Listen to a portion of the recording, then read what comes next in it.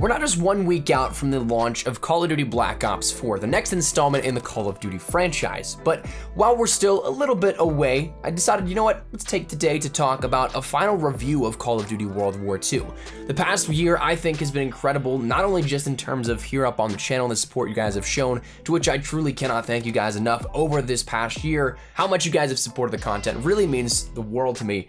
But in terms of just content in general for Call of Duty, it's been kind of a, dare I say, revolutionary year for the franchise. And I say that with the full acknowledgement that that's a bold statement. And while World War II might not be everybody's cup of tea, it definitely offered up some things that going forward may change the entire very landscape of how Call of Duty operates and grants content to players. So that said, today we're gonna be taking a look back at the full year and doing one final farewell review for Call of Duty World War II. We might still have a video or two here going live in the next week on World War II, so it might not be the very last that you see here of the game, but regardless, with the sort of encompassing of 1 week left, I figured it's a perfect time to do a sort of one final look back at World War II. That said, let's just jump right into it. So pre-launch, pre-beta, even when it was first initially announced, World War II was kind of touted as the coming home of Call of Duty. A World War II setting was, of course, going back to the roots of Call of Duty, and coming off of 3 years of advanced movement, I think people were incredibly open to that. They were totally cool with going back to World War II, and of course, the landscape of the gaming world kind of was in favor of World War era games around the time of that announcement. But coming off all things considered the past few years, fans were, of course, very ecstatic to get back to the roots. And it was also touted as historically accurate, which maybe for the campaign would have been good, but I'm sure that you all know the kind of problems that created post-launch as well for bringing content into the game and how things operated. But whether you subscribe to that mantra or you do not, does not matter, it's all the same. It was still revered as the coming home of Call of Duty. But when we finally got to launch, that's when things became a little bit interesting. I'm a huge fan of this game and the life cycle that it's had thus far, but I will say, first and foremost, the launch was a bit messy, maybe depending on how you want to put it, and depending on who you ask, maybe a bit of a disaster. Now this might test your memory just slightly, because if you ended up picking the game up at Christmas or around that time and you didn't get it at launch or any other time during the year, except for say the month of November, you might not recognize some of these issues that were there. When we ended up getting World War II launched, the first day, if I'm not mistaken, actually wasn't half bad. But after that, that's when we started to see server issues where it could not handle the HQ. For those guys that have been around Call of Duty long enough, you know that the HQ was the first introduction to anything outside of just 18-player matches. And so handling 48 players was definitely a stress on that server. And the big issue as to why this was a problem was that beforehand, it was just a natural landing hub that you had to go to before jumping into anything, before jumping into zombies, before jumping into multiplayer matches and where you could find matches itself and all things like that. You had to go there. Whereas currently now you have the ability to jump into that quick menu selection, that's your default landing page. The HQ is actually where that was before. But because everybody had to go into this and it was a system that wasn't really entirely all that locked in and dialed in at launch, it created a ton of server issues. So it actually got to the point where servers were so bad, they took dedicated servers offline even for a few days. And this then ended up tampering with how people connected to the HQ. They weren't getting connected with players, they had solo HQs, and so on and so forth. And one thing that I will mention is that everybody mentions that there's no hybrid or dedicated server system, but man, you needed to play those few days when dedicated servers were offline, because it took you back to COD 4, World at War days when connections were absolute garbage. But regardless, the launch, of course, ended up finally being sort of cobbled together and put back to a working state, and we ended up getting headquarters finally populated again, but it pushed back things like the flak gun event, which was scheduled for launch or shortly thereafter, and so, well, all the way back until just a few months ago. It was so bad that even COD points were delayed by being added into the game because they knew the community would just have the most absolute uproar if COD points, an in-game currency that not many people are really fond of, got added in before actual problems with the game's playability was fixed. So launch itself was a little bit of a mess, but after that, we start to see things progress a little further. However, the downside is that with those initial problems, I think that's where a lot of people really got turned off to the game. But fast forward to right around Blitzkrieg and DLC 2 within World War II, and that's when things really started to change. We had some cool additions, yes, like Winter Siege, like the Resistance event, where we had new content. We saw that sort of hand played, where we'd see how we get post-launch DLC granted to us, but right around DLC 2 and the Blitzkrieg event in particular, is where we saw everything change, because this was the biggest fundamental core breakaway from World War II that we'd seen, this being the Division Overhaul. For those that may not remember, the Division system at launch was actually much different than that of what we have now.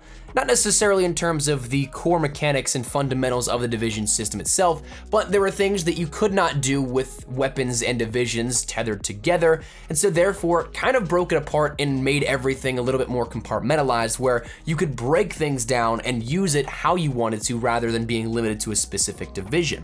So that said, when you take a look at some of the divisions from a top-down perspective, say infantry, it offered you off the bat an additional attachment slot plus a bayonet that you could use with rifles, but only rifles within the infantry division. You couldn't get that bayonet if you used it on SMGs or a sniper in that classification, and down the line, other divisions followed suit, where say the suppressor was only available on SMGs in the airborne division. You couldn't cross it over any other way. LMG bipods were only available with the armored division. Incendiary shells were only available with shotguns in the expeditionary class. And sniper sharpshooter, well, if you didn't have mountain, you could kiss that ability goodbye. So come the Division Overhaul, this is where we saw a big key breakaway from this, because we saw things, again, divided and compartmentalized, because you could now put SMG suppressors on the SMGs, but have it in airborne, infantry, mountain, expeditionary, or armored, you name it. You could also put suppressors on pistols. The bayonet was then an attachment. Additionally, the grenade launcher was introduced as an attachment as well. Incendiary shells were an attachment then and broken away from expeditionary, and then the abilities of the LMG bipod were just granted to any LMG user, and the sniper sharpshooter ability was if you had a sniper, you had that ability. It additionally changed out some other things in terms of basic trainings. It completely eliminated my, at the time, favorite basic training, because I love my weapon attachments, but it eliminated the primed basic training, which gave you an additional attachment slot to add on to. Even if you ended up having infantry where it offered one, you could have 4 attachments in infantry. But to me, that is the moment when Call of Duty World War II changed, and I think for the better. I still remember sitting in the studio pre-DLC 2 event talking with the developers when they were revealing this to us, and I looked around at some of my friends at that event while we were being told this information, and our all collective jaws just dropped. And so at that point, I think that was the moment in time where things really turned around to be more so focused on community feedback and engagement. Having talked with the guys at Sledgehammer and the team, they're a decent bit, I would say. They genuinely love the input and the feedback from the community, and a lot of the things that were made and adjusted were as a result of community feedback and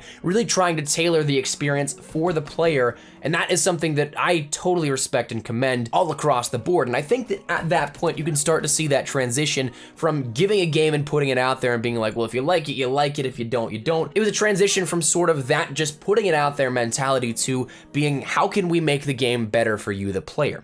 And so at that point, we started to end up seeing these adjustments being made for weapon tuning, for division tuning. We ended up getting more free maps. We ended up getting new content. We ended up getting community challenges. I think the first community challenge was actually introduced at the same time as the Blitzkrieg event and this update went live. So that was something that was kind of introduced at the time of when this whole change was made. And then from there on out, it's just been something where Sledgehammer, I think, has tried to have fun with developing the game and giving players more opportunities to just kind of have fun with it. Not to be fixated on one specific thing like historical accuracy or a dead set, this is how the game's gonna play out. Instead, they're more lenient, they're more open to the feedback and want to have fun with the game just as much as we do. And we see that, of course, referenced with Attack of the Undead, Days of Summer, and things like that, where it is a little bit out there. And admittedly, while it might not be what people may have envisioned for World War II at the very launch, I think that it's become a lot more enjoyable as the recent months. So from a top-down perspective, I think that as time progressed, the game actually got better. Of course, while people may have lost interest in the past couple of months because they played Black Ops 4 and they're like, I don't want to go back to anything else, that's totally understandable, but in terms of just sheer from November to where we are now at the start of October, now gearing up for Black Ops 4, I think progressively the game got a lot more fun. But from a top-down perspective, again, World War II really did a lot for how we move forward in terms of Call of Duty. Whether you liked Call of Duty World War II or not, the one thing that you definitely cannot take away from this game and from the team developing it was the communication as well as content updates. Now, starting with firstly the communication, I know that at points it wasn't the best and some people may have preferred a little bit more, especially on clarity that were issues of actual importance. Sometimes an answer wasn't rushed and instead it was investigated and then actually fully discussed, but it wasn't as quick as some people wanted. But just from sheer communication, we saw the weekly update go for multiple months on end where every single week we got an update. As of recently, it's kind of gone by the wayside here and there because of either Black Ops 4 things and not taking away from scheduling for that or whatever it may be, and it's been a day late or something. But for the most part, we've had weekly community updates from Sledgehammer, direct lines of dialogue from developer to community, and that is one of the biggest things here, I think, in terms of not only discussing issues with the game itself, but also discussing content that may be coming up. I think Treyarch has some big shoes to fill here at this one, and they did a great job up at bat with the Black Ops 4 betas, in which they had daily updates for everybody in terms of feedback and talking with the community a little further, but that definitely set the precedent and bar very high to keep that conversation going with the community. And also in terms of content, well, World War II offered up for the first time really events. We of course had very limited time stuff within Modern Warfare Remastered. We had Shamrock and Awe and Days of Summer, but those were just the very first introductions of it. World War II fully accepted and immersed itself within the event culture of Call of Duty. We ended up seeing with the most recent Halloween Scream event, 10 events across the 11-month span that World War II has been out. With that came a plethora of different new weapons added in-game post-launch. We had a ton of different limited time modes. We had a ton of different things in terms of themed headquarters. We had a few free maps given to us, which is always great. And so there's a lot here that can really be said about how the content pushed forward, and it really kept players a lot more immersed. It allowed players to keep coming back to World War II instead of having, say, 2-3 months between a DLC pack in which that's the only extra content that we were given. It allows for a more steady and readily available stream of content to be placed in front of players, and as such, again, just keeps players immersed in the game itself. So Black Ops 4 looks to, of course, tackle this, but again, it's a step up that really set the precedent rather high in my books here for how we move forward going into the Call of Duty franchise. But wrapping this all up, the big point that I'm really coming to is that the game's been a progression. It's been something that, of course, faltered at first potentially, depending on how you look at it. It was something that was incredibly anticipated and maybe flopped at the very beginning, but since then has made absolute great strides to get better and better for the community. And I think that that's something that, at the end of the day, I'm definitely pleased with. I'm incredibly thankful for the communication that Sledgehammer has given us across the year. I'm incredibly thankful for the content that's been provided throughout World War II, and especially as somebody that just loves to play stuff that has new content in it. World War II, even though it is a game that lasts a year, it felt like we had something new every couple of weeks, which is always great. And so for that, I think that the game has progressively, again, it's gotten much better. So if I were to rate it at the very beginning, of course, I had a ton of fun back then as well. Hindsight is always 20/20, so I definitely rate it higher now than what I did at the very launch. But that said, that's where we're at here at this. So I think that overall, at the end of the day, the game has made absolute great strides, and I'm all for that, and thankful that we've been able to experience this journey that is Call of Duty World War II. So that said, looking forward into the future, if there is a year or two of content, you might be able to catch me playing some World War II every so often, as new stuff may drop, but if not, it's been one hell of a year. So for that, thank you, Sledgehammer. Thank you to you guys, the community that watch and support the content and are fully immersed with this game as I was and have made it an enjoyable year. But I think that's where we're gonna wrap it up. So let me know your thoughts in the comments down below. Do you guys agree here with this review? Do you think it's gotten progressively better? Do you think it's been something that over the past couple of months, the game has been fantastic and has been a ton of fun, or whatever it may be? Let me know your thoughts in the comments down below.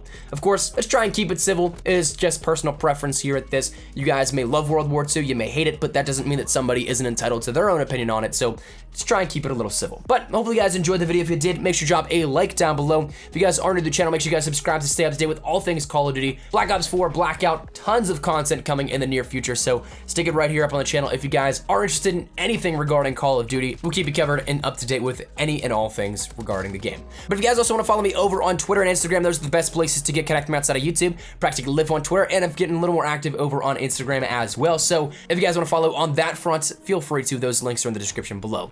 And one final thing before we wrap up here, seriously, from the bottom of my heart, thank you guys truly so much for the support over the past year. It's been an absolute pleasure making content for you guys regarding World War II. I've had an absolute blast, and it's been a ton of fun the entire year. So thank you guys for being a part of that. Thank you for being the absolute awesome people that you are, and thank you for supporting the work in the channel here as you have. But thank you guys so much for watching. I'll see you guys later.